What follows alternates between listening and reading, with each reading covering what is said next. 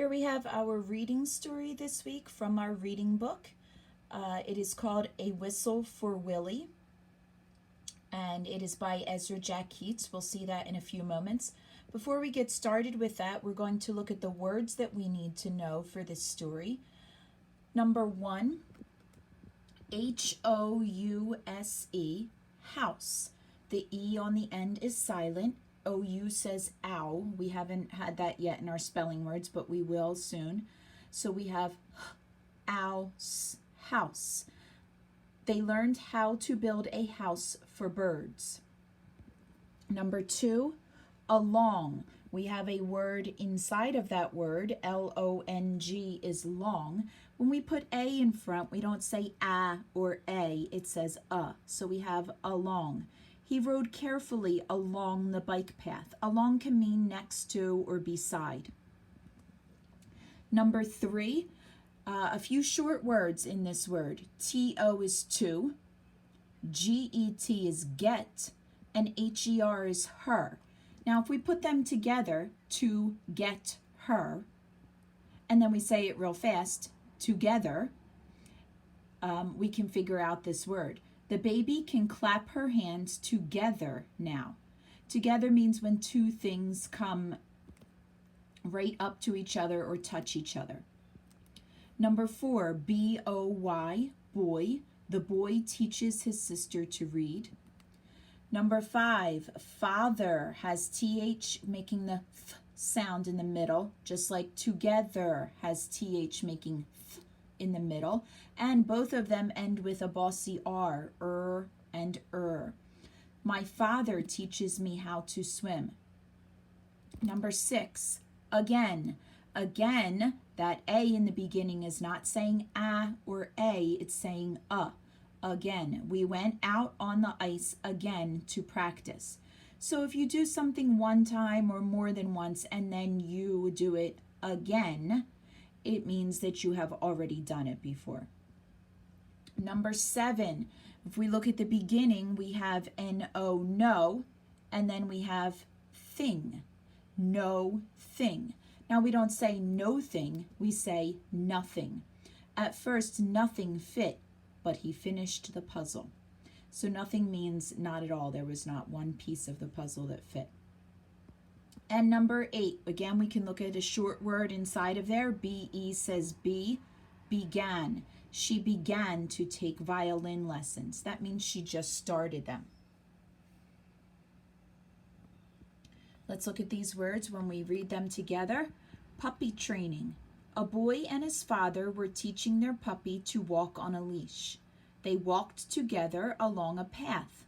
Suddenly the leash dropped and the puppy began to run. Nothing could stop her. The boy whistled again and again. At last the puppy came to him. They all walked back to the house. In our story today, we're going to be thinking about what happens in the story and why it happens. If we look at this picture, it says the light turned red. So what would happen? Well, the car is supposed to stop. So that is what happens, the light turns red. Or sorry, what happens, the car stops. Why did it happen? The light turned red. So we're going to be thinking about cause and effect in our story. This is the name of our story, Whistle for Willie. It is written and illustrated by Ezra Jack Keats. This man is Ezra Jack Keats. He did the words and the pictures. Ezra Jack Keats wrote and illustrated books for children. When Mr. Keats was a boy, he drew pictures on the kitchen table. His mother was so proud she kept the art rather than wash the table. Ezra Jack Keats is a very famous children's story author. If you've ever heard the story The Snowy Day, or I think it's called The Purple Crown, you might know some of his stories. A lot of times he writes and draws this little boy. This little boy's name is Peter in a lot of his stories, and many stories are about Peter. We're going to listen to the story today, and then we are going to fill in the chart to tell cause and effect. Oh, how Peter wished he could whistle. He saw a boy playing with his dog. Whenever the boy whistled, the dog ran straight to him. Okay, so think for a moment about what's happening here. Peter's outside. He sees a boy and a dog playing together, and he notices that the boy whistles and the dog comes running. Peter tried and tried to whistle, but he couldn't. So instead, he began to turn himself around. Around and around he whirled, faster and faster. When he stopped, everything turned down and up and up and down and around and around. So Peter's been spinning himself around and around, and he gets dizzy. If you've ever done that before, you know when you're dizzy, you kind of still feel like you're moving, and your body might sway, and you might not be sure which way's up and which way's down. Now it says he tried to whistle, but he couldn't. So this is a problem in our story. Peter does not know how to whistle. Peter saw his dog Willie coming. Quick as a wink, he hid in an empty carton lying on the sidewalk. Wouldn't it be funny if I whistled? Peter thought. Willie would stop and look all around to see who it was. Peter tried again to whistle, but still he couldn't. So Willie just walked on. All right, let's think about what happens here. This is Peter's dog, Willie. Peter hides in a box, and he thinks it would be funny to play this trick on Willie, where Peter whistles and Willie looks all around and he can't find Peter. But didn't work out so well because Peter can't whistle. Peter got out of the carton and started home. On the way, he took some colored chalks out of his pocket and drew a long, long line right up to his door. He stood there and tried to whistle again. He blew till his cheeks were tired, but nothing happened. All right, he still can't whistle. He keeps trying and trying. He went into his house and put on his father's old hat to make himself feel more grown up. He looked into the mirror to practice whistling. Still no whistle. When his mother saw what he was doing, Peter pretended that he was his father. He said, "I've come home early today, dear. Is Peter here?" His mother answered, "Why, no. He's outside with Willie." "Well, I'll go out and look for them," said Peter. So Peter's playing dress up. I don't know if you've ever done this at your house, if you have dress up clothes like costumes that you might like to dress up and then you pretend, or maybe some of your older brothers or sisters or mom or dad's clothes. So he's pretending to be his dad. He wears his dad's hat.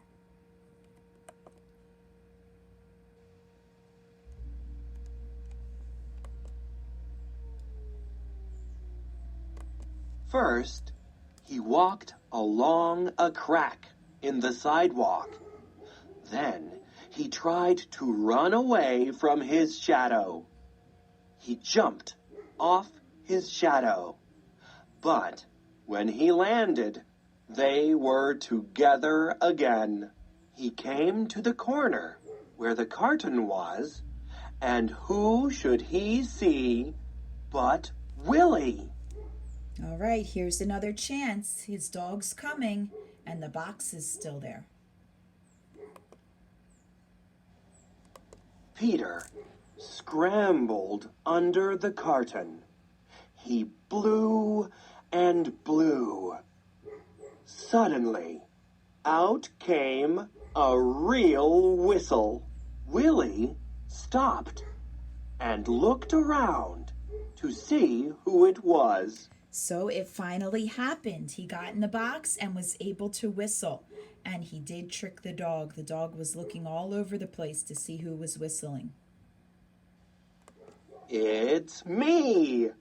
Peter shouted and stood up. Willie raced straight to him.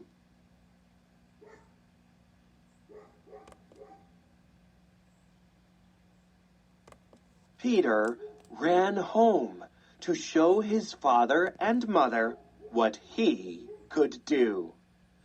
They loved Peter's whistling. So did Willie. Now he's very proud. He's whistling. His family can hear it. His dog can hear it. Peter's mother asked him and Willie to go on an errand to the grocery store. He whistled all the way there, and he whistled all the way home. Okay, so Peter now is so happy he can whistle. He's whistling all the time. Think about if you can whistle. I'm not a very good whistler. I can whistle just a little bit. Some people are able to whistle. Other people have some trouble with that. They're not able to whistle. All right, so we're going to work together on our chart what happened in our story and why did it happen. So cause and effect.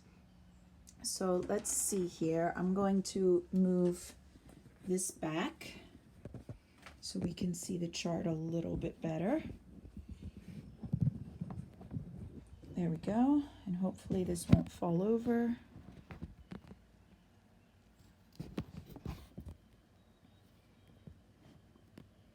Like that. Okay. So in our story, we're going to talk about what happened and why did it happen. And we'll fill in the chart while I'm doing that here. So one of the first things that happened in our story is that, or not one of the first things, one of the end things is that the dog comes running. So when Willie came running to Peter, why did that happen? Well, let's write it down. First of all, what happened? The dog came running.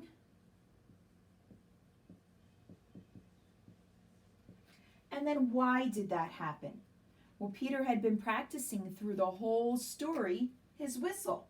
So we can write down Peter whistled. All right, I know that might be hard for you to see. Maybe if I stand on this side, it'll be a little bit better. So we can say that the dog came running. Why did that happen? Because Peter whistled. Okay, let's think about something else that happened in our story. Oh, at the beginning when Peter gets dizzy, when he's spinning around there. I can see it in my book. So Peter gets dizzy. So let's write that down here. Peter gets dizzy. So if you just hear that sentence, Peter gets dizzy, you might think about why. Why does Peter get dizzy? What happens to him? Well, he was spinning himself around and around. So we can write that over here. He was spinning around. And now we can say what happened? Peter gets dizzy. Why did it happen? He was spinning around. Let's try one more. Let's see what it says in our story. Peter puts on his father's hat. So kind of in the middle of our story, Peter puts on his father's hat. So you might say, why did he do that? Why was he wearing his dad's hat? Well, he was pretending. So we can say over here, he was pretending. He was just playing, just something fun for him to do. He was playing make pretend. All right, so in our chart, we talked about what happened in our story and why did those things happen. There's some other things that happened in our story that we could talk about why did they happen, but here are a few. When you are reading, you might want to think about what was something that happened in the story and why did that happen. It helps us understand our story a little bit better. All right, good job. I want you to think about this story. Think about if you can whistle or if that's something that you need more practice with. And maybe there's something else, if you can already whistle, that you would like to practice and be able to do.